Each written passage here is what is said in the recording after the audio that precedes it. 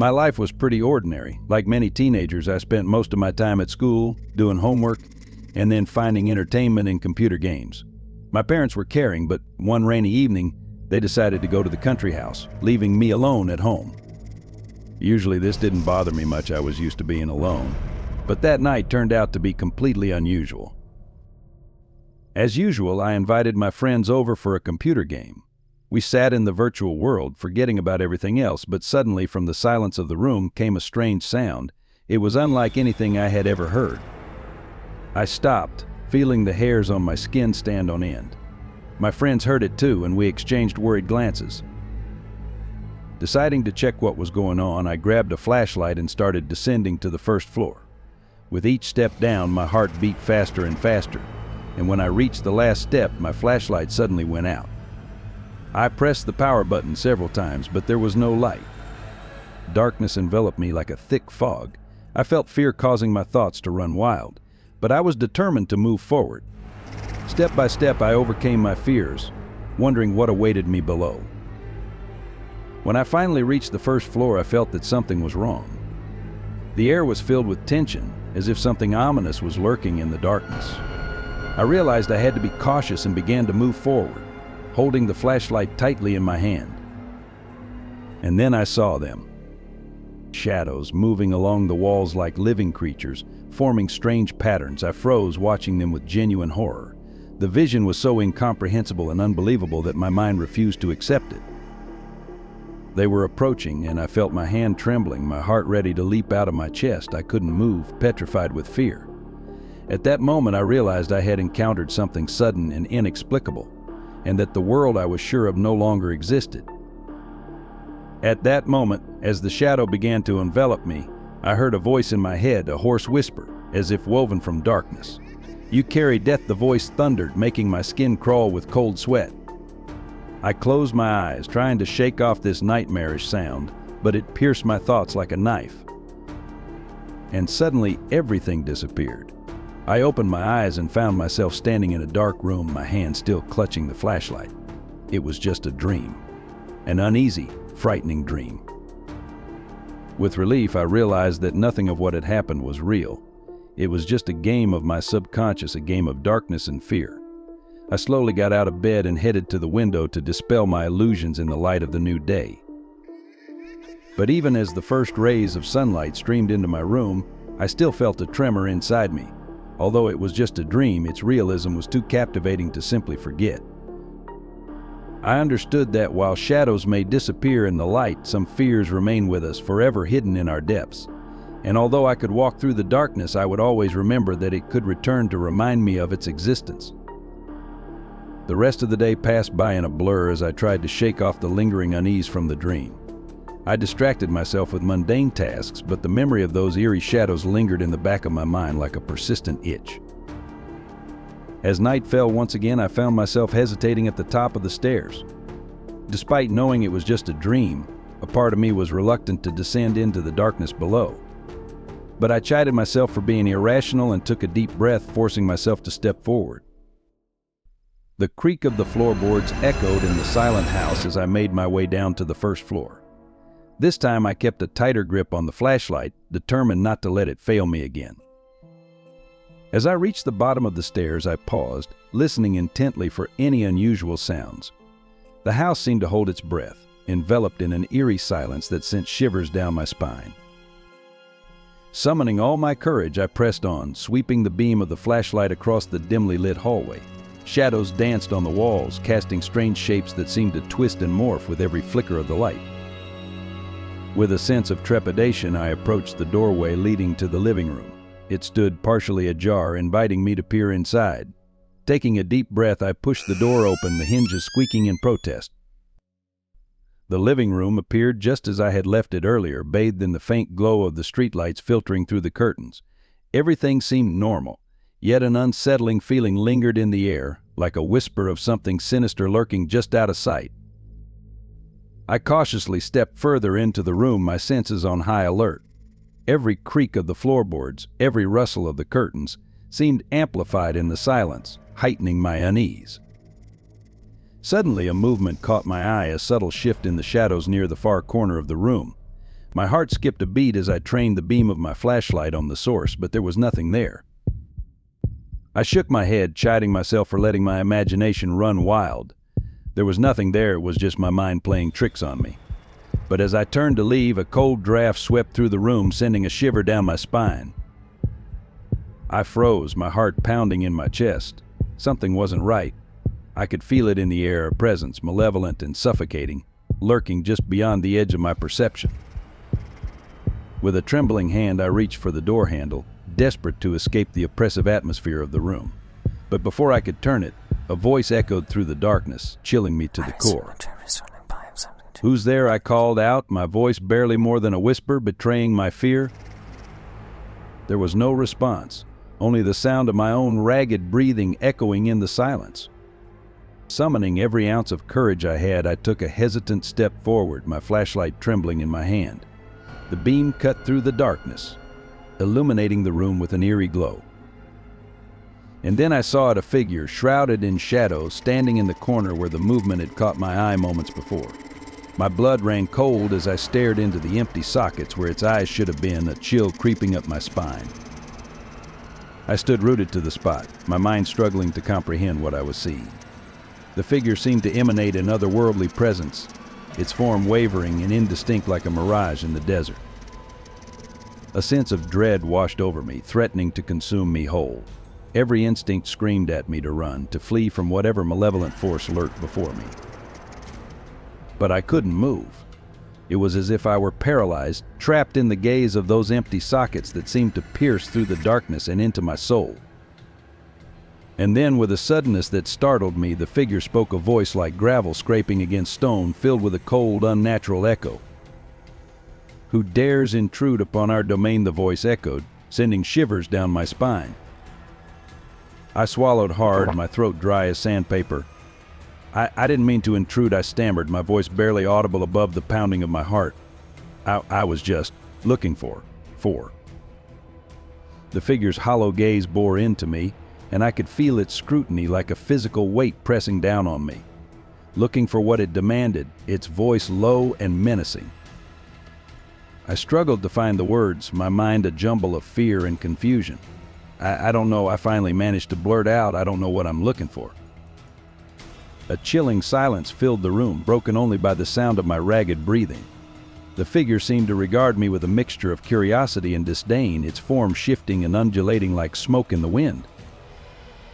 "You are lost," it intoned, its voice a sinister whisper that sent shivers down my spine. "Lost in the darkness of your own mind." I swallowed hard, the weight of its words settling heavily upon me. "What do you want from me?" I managed to ask, my voice trembling. The figure regarded me for a moment longer before speaking again, its tone dripping with malice. "We want nothing from you," it hissed.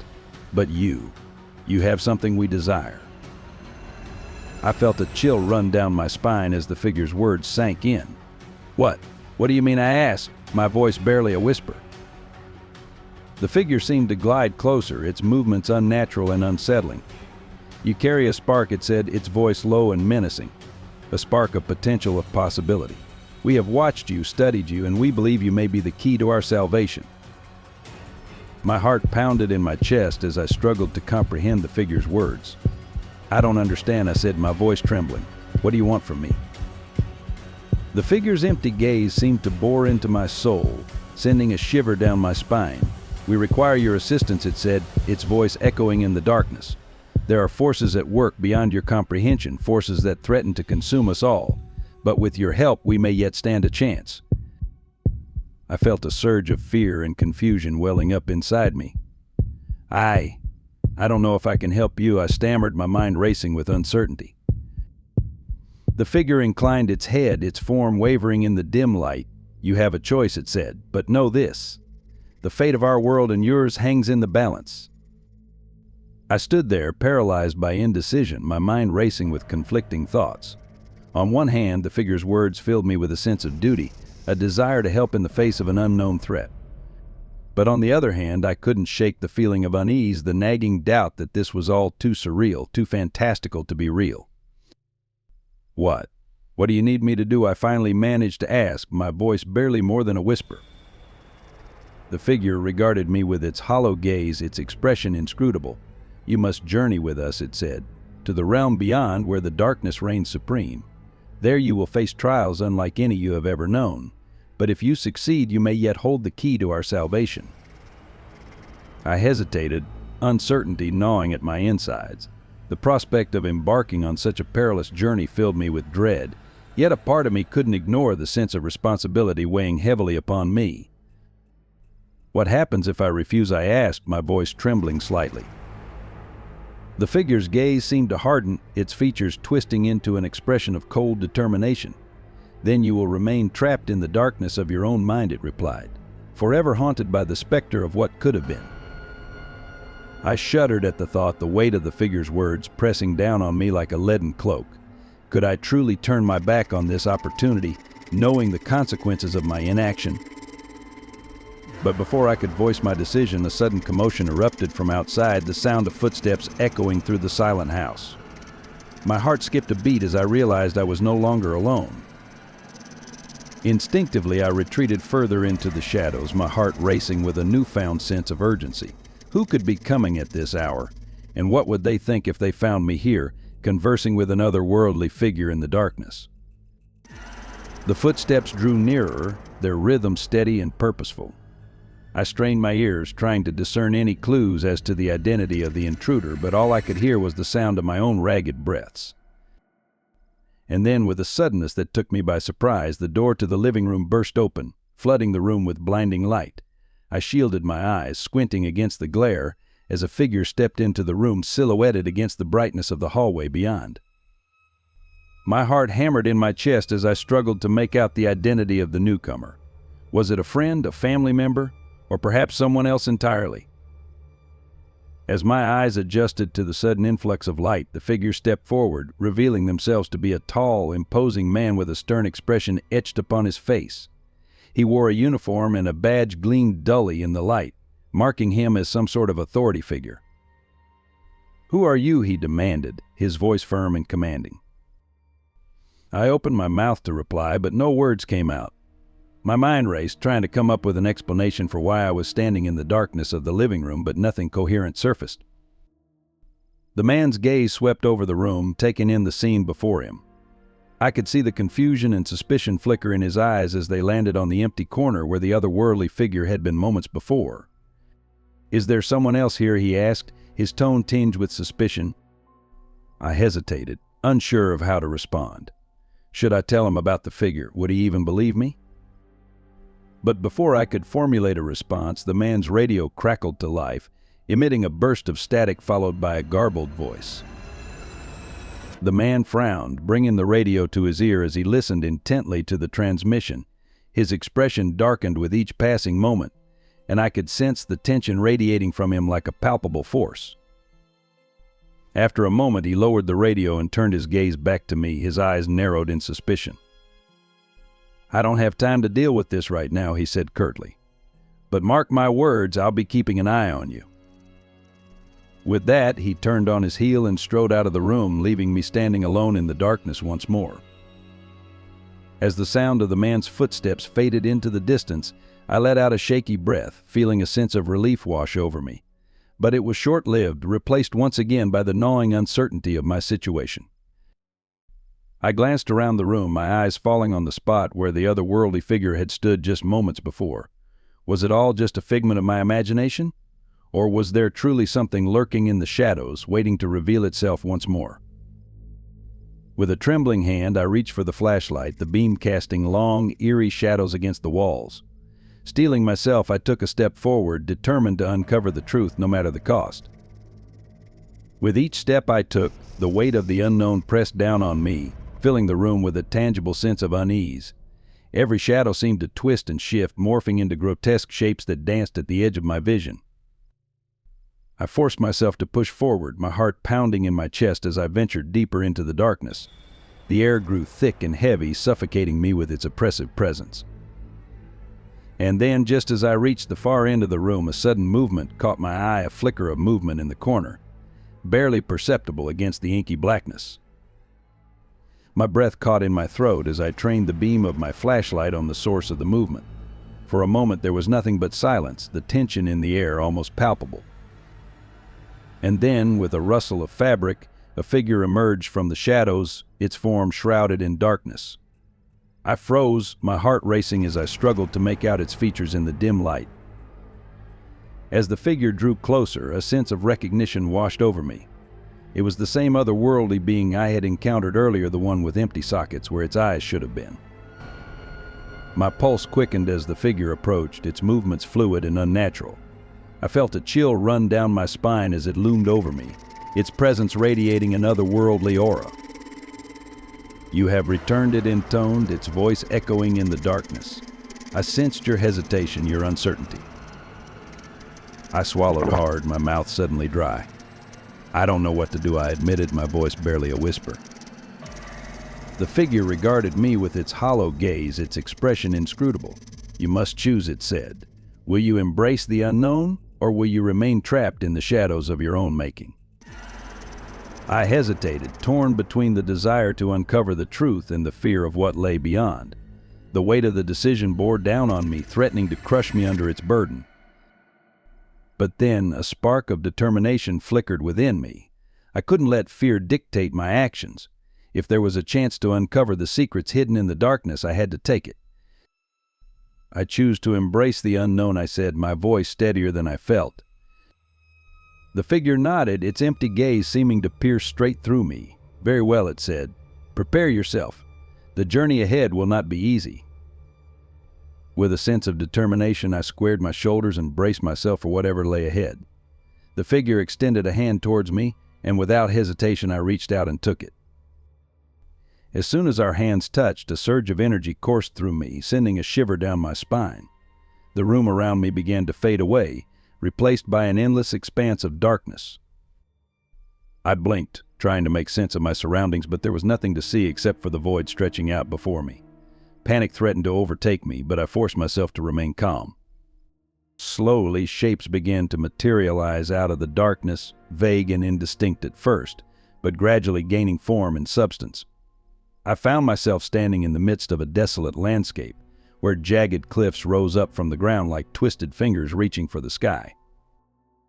The air was thick and heavy, laden with a sense of foreboding that sent chills down my spine. I glanced around, searching for any sign of the figure that had brought me here, but it was nowhere to be seen. Feeling a sense of unease creeping over me, I took a cautious step forward, unsure of what awaited me in this strange new world. As I ventured further into the eerie landscape, the ground beneath my feet grew increasingly treacherous, littered with sharp rocks and hidden crevices. Each step felt like a test of my resolve, a challenge to overcome the obstacles that lay in my path. The sky above was a swirling mass of darkness, devoid of stars or any semblance of light. It cast an oppressive gloom over the landscape, amplifying the sense of isolation and dread that hung in the air. Despite my growing unease, I pressed on, driven by a stubborn determination to uncover the truth behind this mysterious realm. Time seemed to lose all meaning as I journeyed deeper into the desolate landscape, my senses overwhelmed by the oppressive atmosphere that surrounded me. The air grew colder with each passing moment, sending shivers down my spine as I wrapped my arms around myself in a feeble attempt to ward off the chill. Strange whispers echoed in the darkness, their voices indistinct and unnerving. I couldn't shake the feeling that I was being watched, that unseen eyes followed my every move from the shadows. But still, I pressed onward, driven by an unexplainable urge to uncover the secrets of this forsaken place, no matter the cost. As I journeyed deeper into the heart of the desolate landscape, a sense of unease gnawed at my insides, growing stronger with each passing moment. The jagged cliffs loomed ominously overhead, casting long, dark shadows that seemed to reach out for me with grasping fingers. My footsteps echoed hollowly in the silence, the only sound in this bleak world. I couldn't shake the feeling that I was being led somewhere, drawn inexorably towards a destination unknown. And then, just as I began to wonder if I had lost my way, I caught sight of a faint glimmer of light up ahead, piercing through the darkness like a beacon of hope. Heart pounding, I quickened my pace, drawn toward the light like a moth to a flame. With each step, the glow grew brighter, illuminating the path ahead and casting long shadows behind me. As I approached, the source of the light came into view, a towering structure, its walls adorned with strange symbols and glyphs that seemed to pulse with an otherworldly energy. It stood alone amidst the desolation, a beacon of civilization in an otherwise barren landscape. With a mixture of trepidation and curiosity, I approached the structure, feeling a sense of anticipation building within me. As I drew closer to the towering structure, I noticed intricate patterns etched into its surface, glowing softly in the dim light. The air hummed with an electric energy, sending tingles of anticipation down my spine. With each step, the symbols seemed to come alive, shifting and pulsating in mesmerizing patterns. I reached out tentatively, running my fingers along the smooth surface, feeling a strange warmth emanating from the walls. Suddenly, the air around me crackled with energy, and the symbols flared to life in a blinding display of light. I shielded my eyes, overwhelmed by the intensity of the glow. As the light subsided, I cautiously lowered my arm, squinting against the residual brightness. When my vision cleared, I found myself standing before an entranceway, the once solid wall now parted like a curtain, revealing a passage leading into the heart of the structure. A sense of awe washed over me as I stepped forward, the air buzzing with anticipation. The passage was dimly lit by glowing orbs embedded in the walls, casting eerie shadows that danced along the corridor.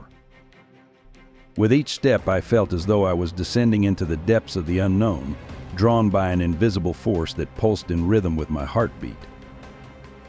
As I ventured deeper into the heart of the structure, the air grew thick with anticipation. Strange whispers echoed through the corridors, their voices indistinct yet hauntingly familiar. At last I reached the inner chamber, a vast chamber bathed in an ethereal glow.